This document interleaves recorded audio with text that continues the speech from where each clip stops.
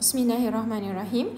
Kali ini saya akan buat a series of videos berkaitan dengan termokimia atau thermochemistry yang akan menjawab soalan SPM 2013 sehingga 2019. Setiap satu tahun tu satu video lah. Okey, so kalau kita perasan untuk soalan SPM sebenarnya untuk termokimia dia adalah benda biasa yang akan keluar dalam SPM.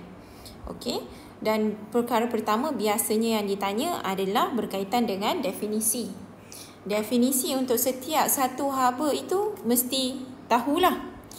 Haba pemendakan, haba penyesaran, haba peneutralan dan haba pembakaran. Yang mana yang paling kerap keluar untuk SPM adalah haba peneutralan. Ini ranking nombor 1. Kemudian haba pembakaran, kemudian 2 ni samalah placement dia in terms of frekuensi untuk dia keluar untuk SPM. Okey. Kemudian mesti tahu macam mana nak melukis rajah aras tenaga. So yang ini untuk exothermic, yang ini untuk endothermic. And then mesti tahu macam mana nak menghitung. Nak menghitung ni apa steps dia. Okey, lepas tu dari segi nak melukis rajah. Once or twice nanti kita akan tengok dalam video-video ni ada keluar untuk graf. Okey, graf. Dan juga rajah untuk haba pembakaran lah biasanya. Okey. So kita akan tengok tahun yang pertama iaitu tahun 2013.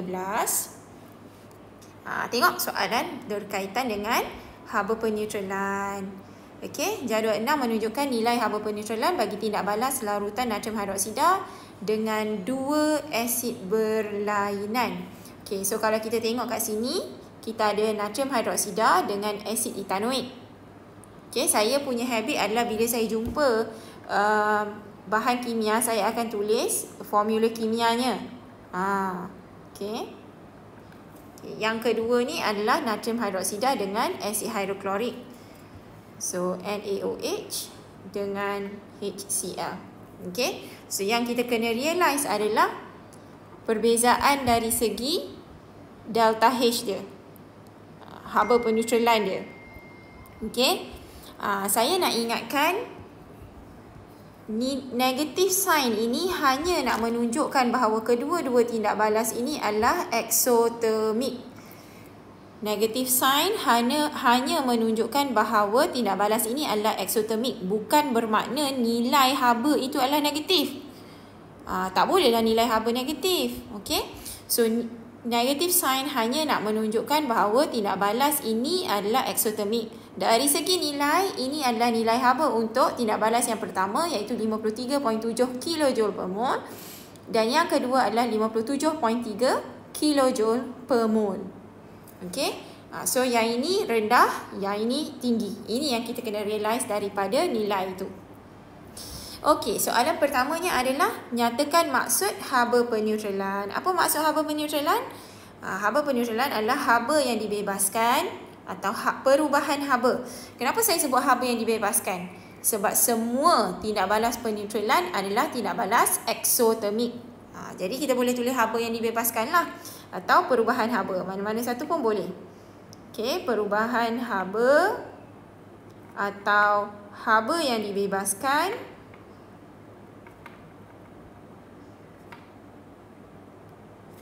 apabila 1 mol air terbentuk daripada tindak balas antara asid, dua ni adalah asid dan alkali. Okey, kalau nak spesifik untuk soalan ni pun boleh dan natrium hidroksida lah, tapi tak perlu pun tak apa sebab dia tak cakap nak kena spesifik. So ini memberi markah pertama. Perlu diingat bahawa untuk setiap definisi haba pemendakan, haba penyesaran, haba peneutralan, haba pembakaran, semua adalah untuk 1 mol. Sebab itu bila kita hitung delta H, nilai dia adalah untuk 1 mol per mol. Per mol means 1 mol.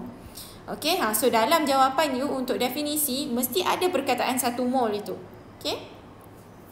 Yang kedua, B1 nyatakan satu pemerhatian yang boleh dideduksikan daripada nilai-nilai haba peneutralan apabila natrium hidroksida bertindak balas dengan asid itu. Seperti yang saya dah cakap, nilai ni menunjukkan ini adalah tindak balas eksotermik. Bila tindak balas eksotermik, apa yang dalam kepala kita? Maksudnya haba dibebaskan. Kalau haba dibebaskan, bekas tu rasa macam mana? Bekas akan berasa panas. So bekas berasa panas. Okey? Bolehlah juga kalau nak jawab bacaan termometer meningkat, tetapi the more preferred answer adalah bekas cawan polistiren atau bekas atau cawan plastik menjadi panas. Okey? Dia ada rasa panas sebab it's related to senses kan, kita punya deria. Okay. Next. Ini saya padam sebab dah mengganggu kawasan ni. Next. Ini adalah soalan yang sangat tipikal untuk soalan haba peneutralan. Banding dan terangkan mengapa terdapat perbezaan dalam nilai haba peneutralan. Okey, kalau kita tengok haba peneutralan ni kena tengok betul-betul sebab nilai dia nak macam lebih kurang. Yang untuk NaOH dengan asid etanoik adalah 53.7. Dan untuk natrium hidroksida dengan HCl adalah 57.3. So perbezaan itu kita kena sebutlah. Satu, haba peneutralan antara NaOH dan asid etanoik adalah lebih rendah berbanding natrium hidroksida dengan asid hidroklorik.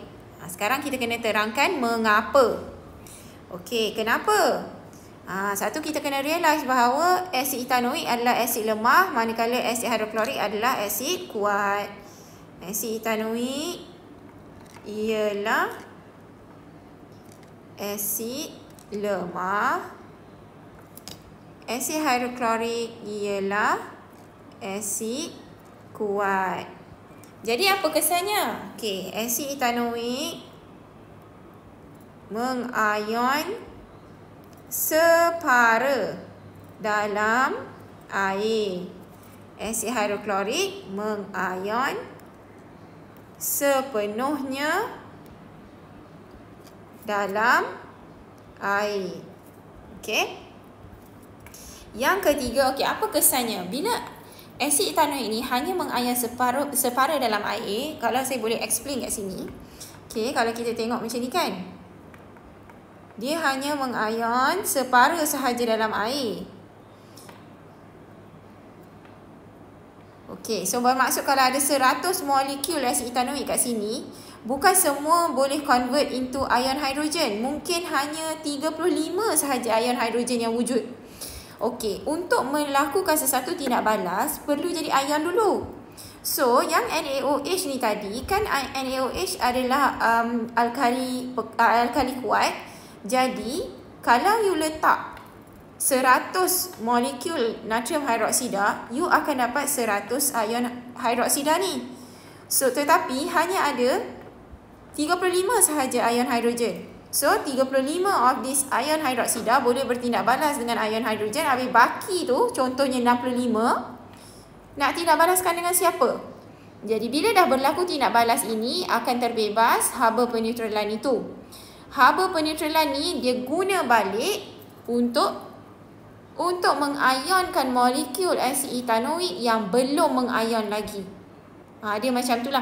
Saya sengaja bagi nombor-nombor ni bukan bermakna this is the reality. Ini bukan realitinya. Tapi bila saya beri nombor, you nampak lebih clear. The point is, asid etanoik mengayon separa dalam air. Jadi tak semua asid etanoik akan menjadi ion hidrogen. Bila tak semua jadi ion hidrogen, tak semualah boleh bertindak balas dengan ion hidroksida ini.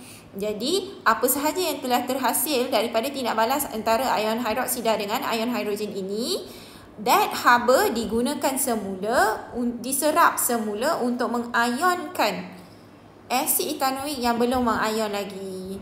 So sebab itu kita boleh tulis kat sini sebahagian haba yang terbebas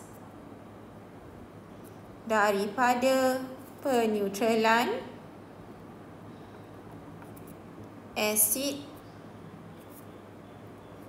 dan alkali diserap semula untuk mengionkan molekul asid etanoik yang belum mengion. Allah.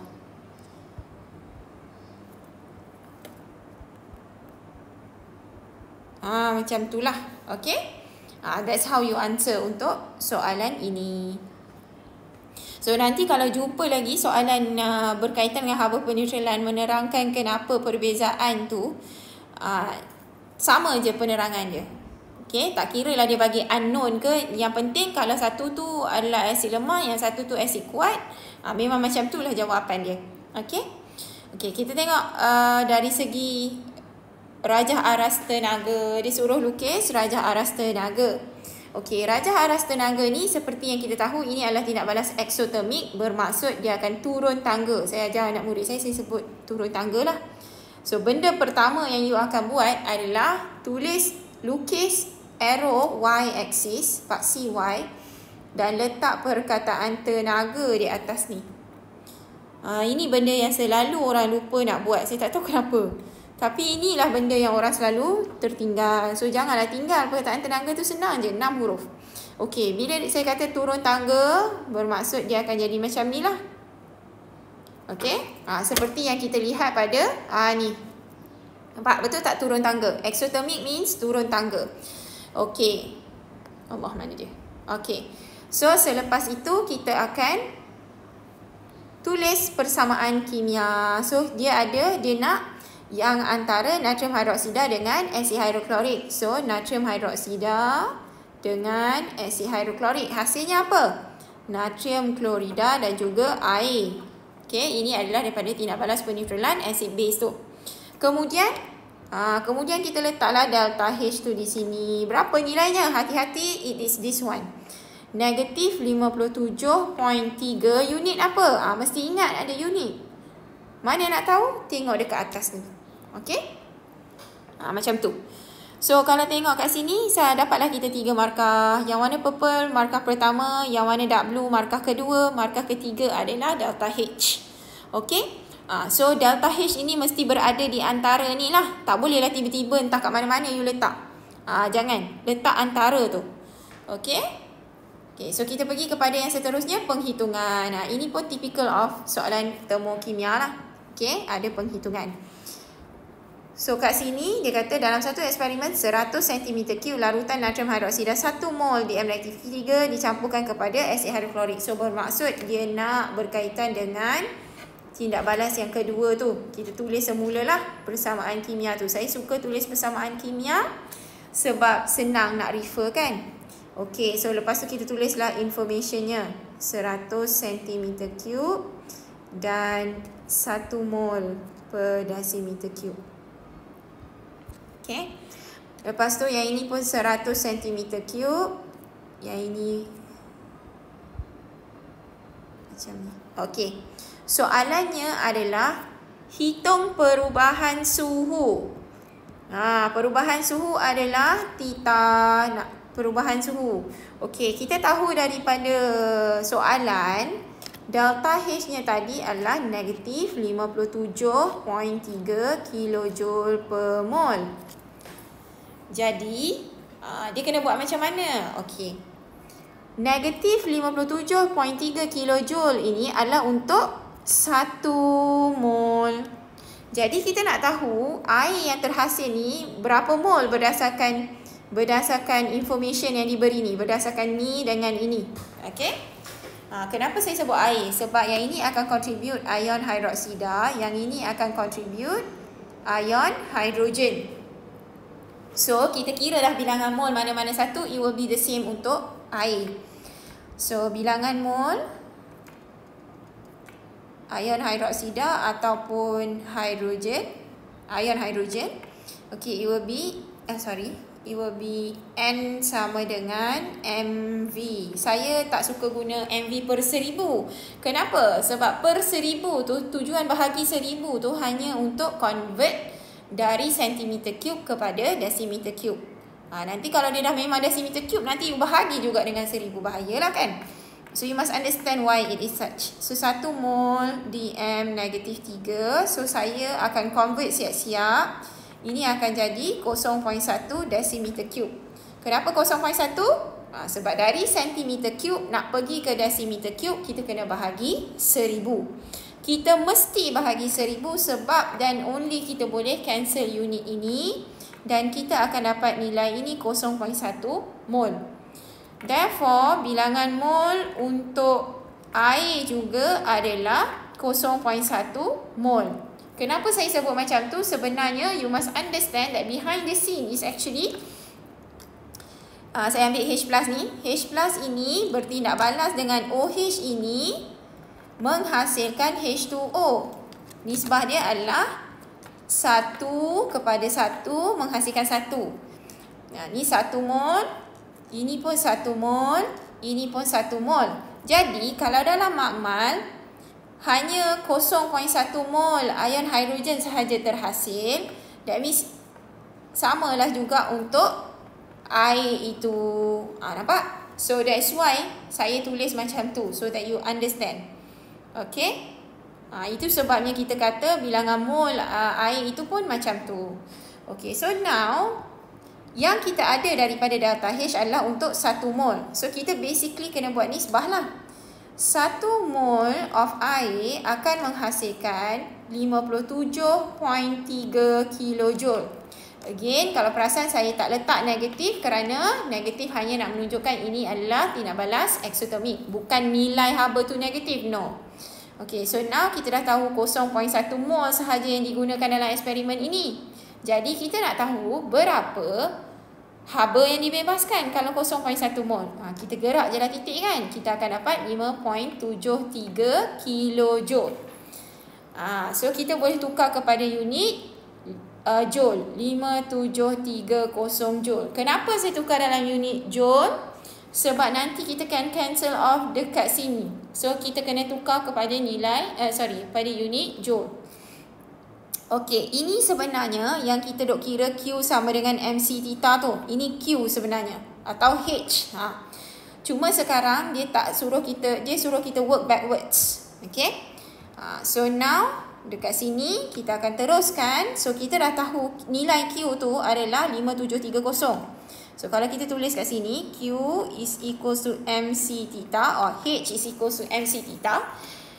Yang dia nak suruh kita cari adalah perubahan suhu, bermaksud theta is equals to Q bahagi MC, which is Q dalam kes ini 5730 joule.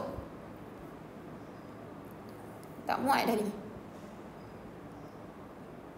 Okay, bahagi dengan M. M adalah jisim campuran itu. Okay, kita masa nak buat eksperimen ni, kalau you boleh ingat lagi, kita tambahkan alkali dengan asid. So, dia isi padu larutan ini akan jadi 200 cm3. Dan daripada formula ketumpatan, okay, dari cm3 kita boleh tukar kepada gram dengan hanya menukar unit kerana ketumpatan air adalah 1 gram per cm3. Yang ini you boleh tengok lah dalam buku teks atau tengok balik soalan fizik you. Okay, ini joule per gram per degree Celsius.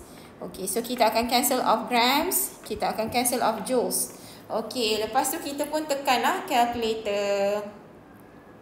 So kalau kita tekan calculator, mana pula calculator saya? 5730 bahagi 200 darab 4.2.